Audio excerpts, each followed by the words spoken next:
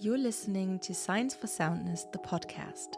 This is not your usual podcast. This is a journey, and as with any journey, I don't know yet where this one is going. If anything, I'm hoping to inspire you to take the first step, even if it's into the unknown, even if you don't know where you're going and you do it scared. Hi, I'm Steffi. I'm an equine scientist and equine therapist. I've made it my mission to support horse owners on their individual journey of horse-human connection and personal growth. I want you to know that I'm with you on this one. Think of me as a friendly voice, a reminder to stay the course, to keep going, keep listening to yourself and to your horse, even when the going gets tough. Let's do this. You know that moment when someone finally says to you, I hear you, I see you, I feel you, and suddenly your whole system exhales? That is what today's episode is really about, because this week somebody reached out to me. It was a potential student, and her message stopped me in my tracks. It really struck me. She told me about her horse, who was an incredibly sensitive soul, and how the trainers she'd worked with in the past responded to that sensitivity with lunging aids, pressure, more control, and telling her to just force her into doing what she wants her to do. She wasn't just disheartened, she was overwhelmed and flooded. She described standing there watching it unfold, not only feeling powerless to help her horse, but somehow also feeling like she shouldn't speak up, like she wasn't allowed to know better than the so-called pro, in air quotes. And her horse, this beautiful, sensitive, intelligent, feeling being, was being pushed into function, into compliance. And that's where I want to begin today, because it is not enough to say trainers should be kind. We need to say this louder. Trainers should make both you and your horse feel safe. Trainers should make both of you feel seen, and trainers should make both of you feel heard. That's the baseline, my friends. That is the absolute bare minimum. And if they don't, it's not your job to adapt to whatever it is that they're doing or showing you. It's your responsibility to advocate for yourself and for your horse. When I received that message, I, of course, immediately wanted to help, but at the same time, I felt really, really bad to know that trainers alongside me show up and advocate for these methods that are clearly not helpful, neither for the horse nor for the human, and promote these methods as a pro-horse approach, which clearly it's not. So I felt really horrible reading this, and I wanted to jump into helping straight away. It really inspired today's episode because one signature sentence I always say to my students, to my clients, also to the horses is, I see you, I hear you, I feel you. So if you've ever been in this situation, I want to begin by saying, I hear you and I see you, I feel you. So you might be wondering, why is it so important feeling safe, seen and heard? And what does it mean to feel safe, seen and heard for both the horse and the human? And I want to answer that by simply pointing out that it is not just you wanting to get through a training with your horse, because every interaction is a beautiful opportunity to go into connection with another. So you can go into this connection with your horse. You have a beautiful opportunity to deepen your bond, deepen your trust, and ultimately deepen that sense of safety with each other. And you're not going to get that when either of you are in survival mode. I know I do speak about survival mode a lot, and I will just touch on them briefly here. So these are fight, flight, freeze, and fawn, but I also would call dissociation and shutdown a survival state. The thing about these survival states is that when we are in either of these states, we are not fully present. We are in a state of survival, as the name says. So we are either trying to engage in fight or flight, and if that doesn't work, we are tending to either fawning or dissociating, or we might even shut down completely, because none of that is an option. In a social setting, especially with horses, in a training situation, in a training scenario, we often see horses fawning towards the human, trying to appease with their behavior and trying to signal to the human, hey, that's okay, maybe a little less pressure, or I'm not here to do anything. I'm following the rules. Please, can you just lay off a little bit? Obviously, these were lay terms, but the horses signal something to us continuously, and we signal something to the horses continuously. Now, if we're in this connected state, we are able to communicate on a level that is founded on safety and connection. We are able to get our horses to learn new things because they're open towards it. However, when they're in a state of survival, they're not going to be open towards learning new things because their brain is going to prioritize survival over learning anything, over being in the present moment, over connecting with you. So you may be wondering, well, what has survival got to do with the training session? And there's a really simple answer, or really quick answer to that, and that's everything. Because what we do when we put our horses in lunging aids, or when we force our horses to do something that they don't feel comfortable doing, or when we're quite frankly using brute force in order to get them to do something, then we might feel like we have achieved a training outcome that we were aiming for. But in truth, we haven't achieved anything other than pushing our horses into survival. And that comes about because they are so stressed and so overwhelmed with what we're doing that their body gets flooded with these stress hormones.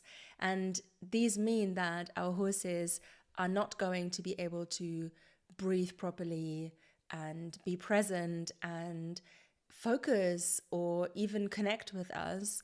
All it means is that they are going to prioritize, their actual body is going to prioritize survival and safety over connection. And that's really sad, because what I feel like the power of working and interacting and training horses and interacting with horses really bears is that opportunity to deeply and profoundly connect with another living, breathing, sentient being. And we completely overrule that by using force or by, pressuring them into doing something that they don't want to do, by pulling on the reins harder, by whacking on lunging aids in the hope that that's going to restore the magic frame that everybody's talking about, when in reality, it's not going to do either of that. It is, quite simply put, pushing our horses into a state of survival. And that's why it's so important to understand about this, because every training session, you have a choice. And you either have the choice to connect with your horse and to deeply work on this bond that you share, or you have the opportunity to do something that's going to destroy that connection and safety. And that's why I really wanted to bring this here, because we all interact and engage with our horses on a daily basis. So our training should really focus on building relationship, not destroying it. That's what I'm here for. How can I tell, or how can you tell when that's missing in a training space? Well, if your horse just keeps running around, if they're really fidgety, if they're not able to stand still with you for 1 single second, if they are unwilling, air quotes again, to cooperate, then that would suggest to me that your horse isn't in a learning state and not in the present moment, but they're actually in a state of survival and are trying to preserve the energy in order to be safe from that situation. So they're not actually wanting to be in that training situation with you, in that space with you, and they probably don't feel heard, seen, and felt, that they don't feel safe there. Why should it be a bare minimum, not a luxury, you might wonder? The thing is, safety isn't the reward, it's a prerequisite for connection and learning. Like I just touched on, this is something that is absolutely essential for us in a connection as we are with our horses, also with other people, or our dogs, our cats, it doesn't matter. But if we are not feeling safe with another, we're not going to let our guard down. We're not going to be open to connection, to learning, to experiencing new things without fear. And the fear in this case, especially in this case of the person reaching out, might also be the fear of the consequence. And this could be for the horse and the human. So not voicing your opinion, not saying no to a particular trainer, that could be out of a fear of the consequences that might happen. But also for the horse, they're going to comply because they don't want to be hurt by anyone. So that shouldn't be the goal, though. They shouldn't just comply because we're forcing them to do something.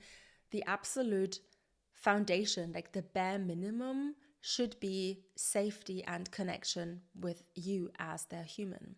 The thing about survival mode is that in fight or flight, horses are recognized as being dysregulated.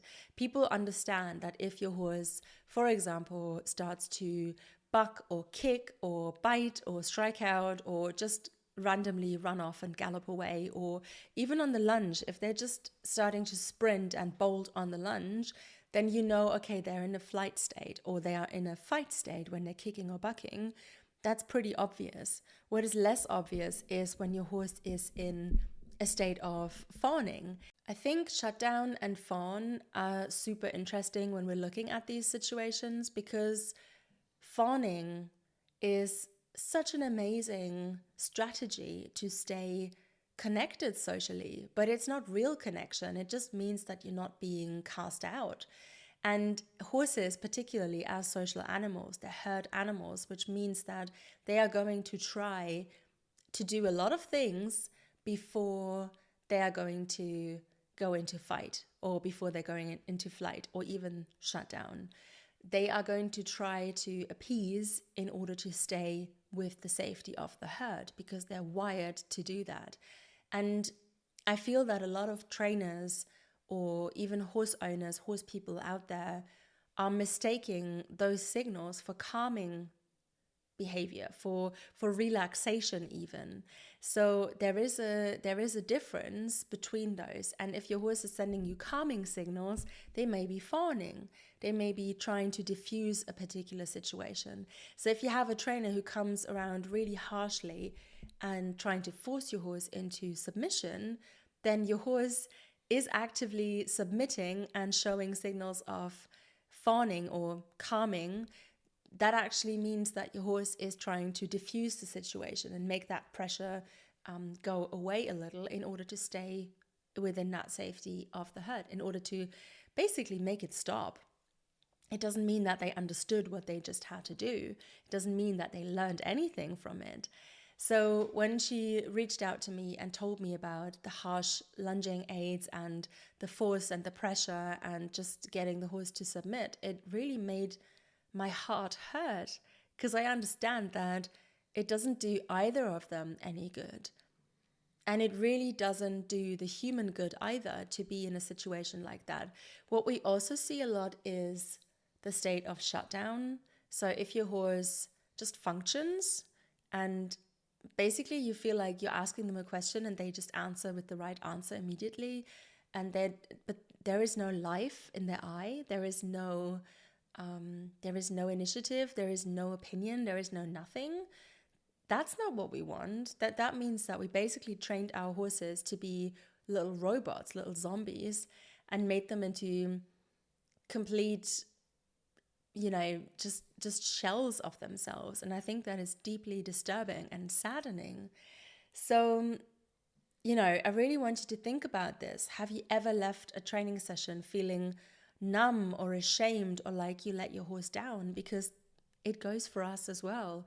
If we're being shouted at by a trainer constantly, if we're being bullied into doing something to our horses that we feel uncomfortable with, and if we don't feel like we can speak up because we're fearing a bad consequence, then we are not likely to do it. And it takes a lot of work and it takes guts to speak up. So I hope you feel that I want to encourage you to speak up and advocate for you, yourself, and your horse, because you're the only voice they've got. There is this invisible power dynamic in horse training, it appears. And that is this social conditioning to trust the air quotes pro. And yes, I know I'm saying that, but I hope that anyone working with me will feel like I'm actually witnessing them. I see them, I hear them, I feel them. I would never want to push any of my students nor their horses beyond what they're capable of. And I constantly check in with you in order to find out, where are you at? So I do make sure that you're staying within your boundaries of what you can do and not stretching too far out of that. But I would never do anything deliberately to hurt you or your horse. So how come when we're in a training session with someone and we feel like they know more than us, we don't speak up? We don't even say, I feel uncomfortable with this. It's mind-boggling to me. And honestly, it took me a long, long time to speak up myself. I had this one situation, and it was really, it wasn't horrible in a sense, but it just didn't feel right. So I tried out this new trainer, and I know that sounds bad, but somebody at my yard back then was working with this particular trainer, and I felt like, oh, this is interesting, so maybe I'll try it out as well.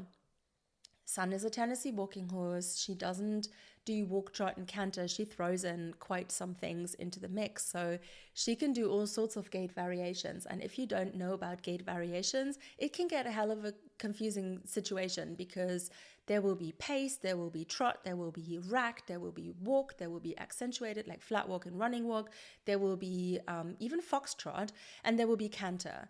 And you need someone who really understands this hypermobility that comes with the horse, and how you can help them and how you do not help them. And this particular trainer was asking me to do something over and over and over and over and over and over and over again, until my horse was basically, Sun was spitting fire underneath me. She was about to explode. Didn't feel great. Actually didn't feel good at all. And I didn't feel good because I just kept doing the same thing. And then at some point I just stopped. I asked Sun to come to a halt, and thankfully she was like, thank fuck for that. And then I felt like, whew, exhale. And I remember looking at the trainer and saying, I don't think this is going to work. And she looked at me and she was like, yeah, but you didn't even try. And I said, I am trying, but I feel my horse is uncomfortable with this, and so am I. And it's not about being uncomfortable, being stretched in a learning kind of way, because she wasn't learning anymore. She was in flight, and she just kept running around. And I just didn't want to do that. So I got off and I said, I'm happy to pay you anyway for your time and for coming out, but this is not what I'm after. This is not what I want for us. So that was one thing. And I'm actually really grateful I did that. And I had this experience because it was scary to speak up back then. I mean, it's over 10 years ago. And yes, it was scary, but we came out of it on the other side. And I feel like it brought us closer together. I got more of an understanding of what Sun needs and what she doesn't need, and what she's happy with and what she's not happy with. And also it kind of shaped the direction that I then took with her. So, even though it was a kind of not an unnice situation. Like it wasn't a bad situation, but it wasn't a nice situation. You know how you feel uncomfortable when you bring up these things.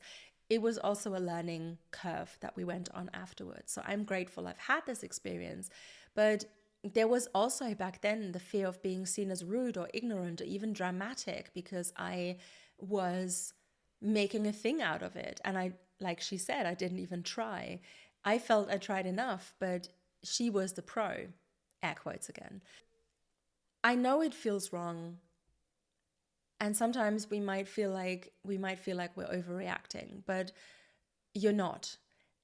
You have that intuition, and you need to listen to it. That's the only way to honor it, is to listen to it and to act upon it, instead of listening to some perceived sense of this external authority that might be going on.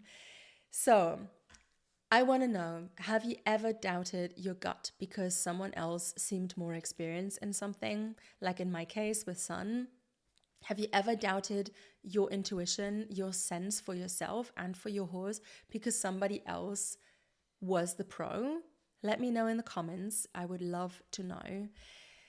And I really want to focus on the cost to the horse as well, because for the horse, what happens in these situations is that they also go into emotional shutdown.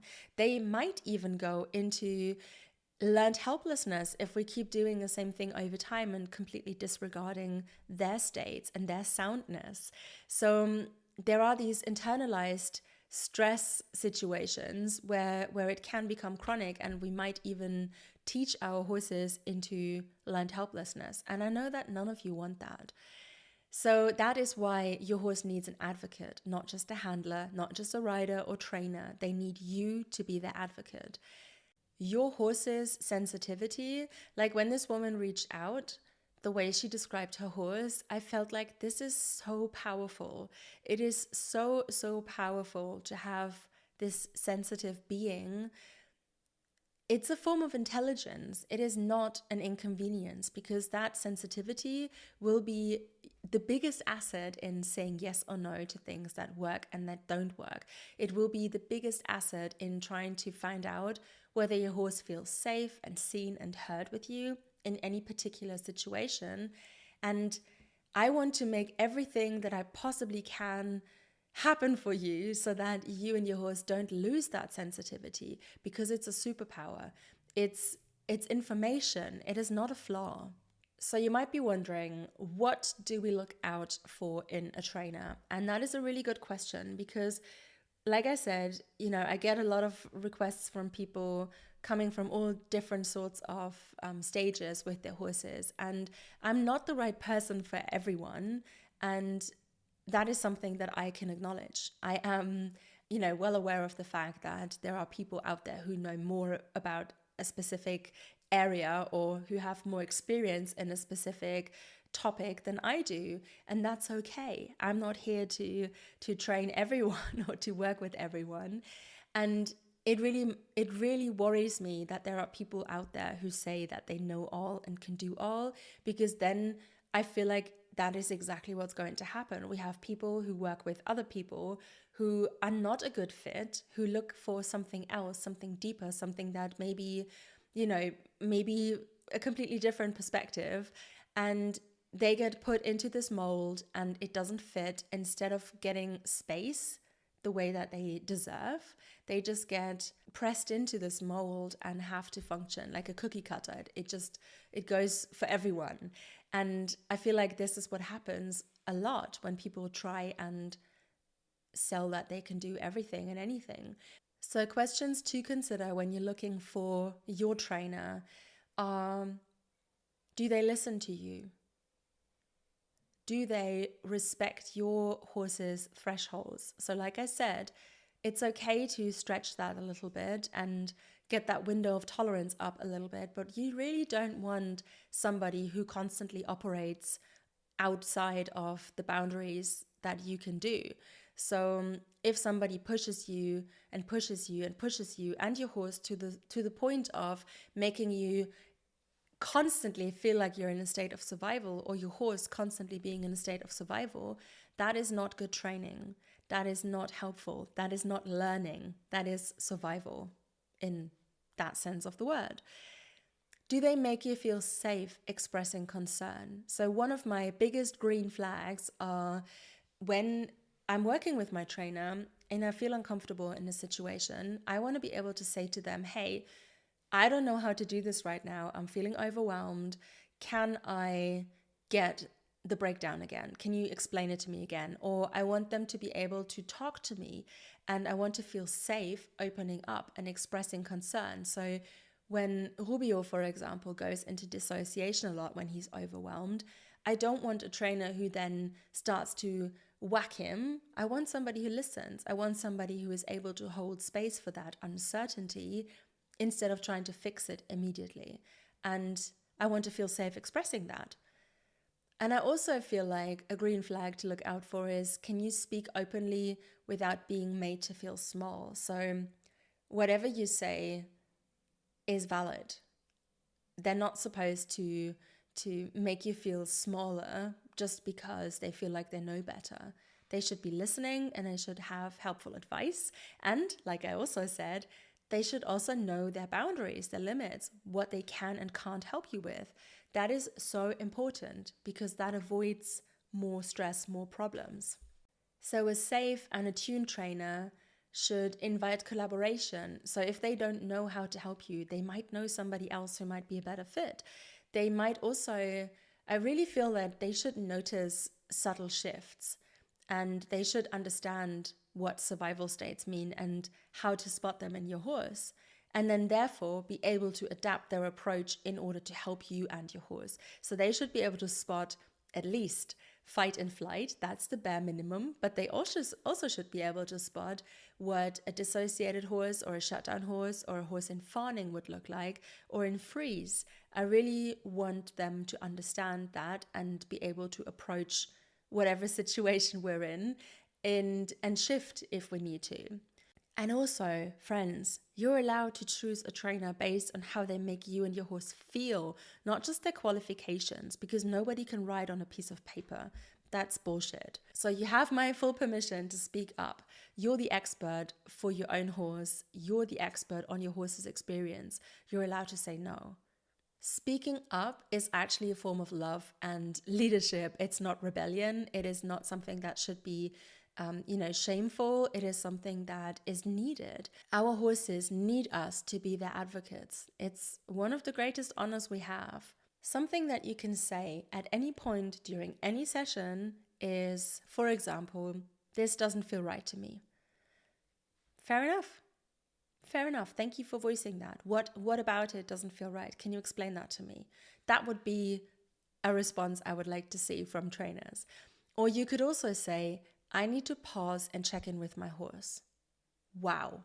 I mean, if you were to do that in a one-on-one with me, I would be like, that's amazing. Take the time you need. Take all your time and just let me know when you're ready. Something you could also say is, I'm going to sit this one out. Okay, amazing. If you know that you're not up for that particular thing today, that's wonderful, because rather than forcing you through it and making you do something that you don't feel up to, let's work on something else. What would you like to work on instead? Beautiful. If you find a trainer who is able to respond something along those lines, then you're in good hands. And also, if you're a trainer, if you're listening, being a trainer is not just a job, you guys. This is a responsibility we have. You're being trusted with two individual sentient beings, not just one. And it's not just a job that you're doing. It is a responsibility because the way you shape that experience has a long-lasting, deep impact. So make it a positive one. It really is relational work. It's not just about getting the horse to do something. It's about working with both horse and human as partners and bringing them in partnership, relational work. So important. It's also emotional work. It's spiritual work. We're not just working with their body, with their physical body. We're also working with their emotional and spiritual bodies. So please, please, please, please, do not take that lightly. It's a responsibility you're carrying. And also, it's not about producing results. It's about preserving the dignity and, like I said, making positive impacts on horse-human connections. That is one of the greatest responsibilities that we have, and we should be taking that seriously. Okay, everyone, this was a long one, it feels. I hear you, I see you, I feel you. If you felt too sensitive or too unsure, you're not alone.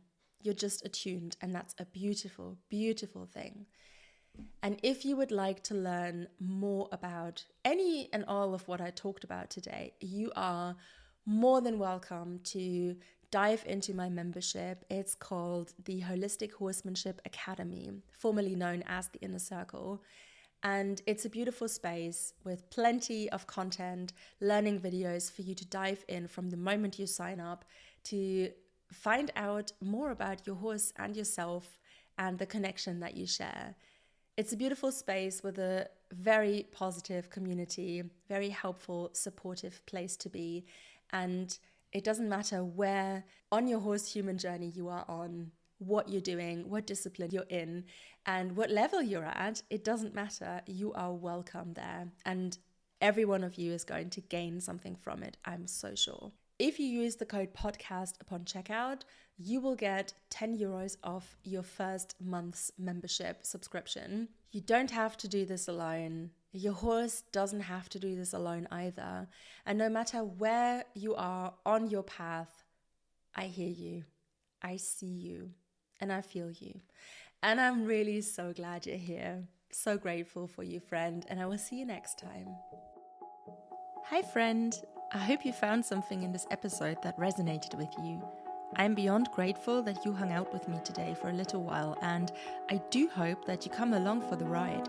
Make sure you subscribe to the podcast, and if you feel like it, leave a review. Your feedback is greatly appreciated. If you have any questions or would like me to talk about a certain topic, check the show notes for ways to get in touch. I can't wait for next time. You got this.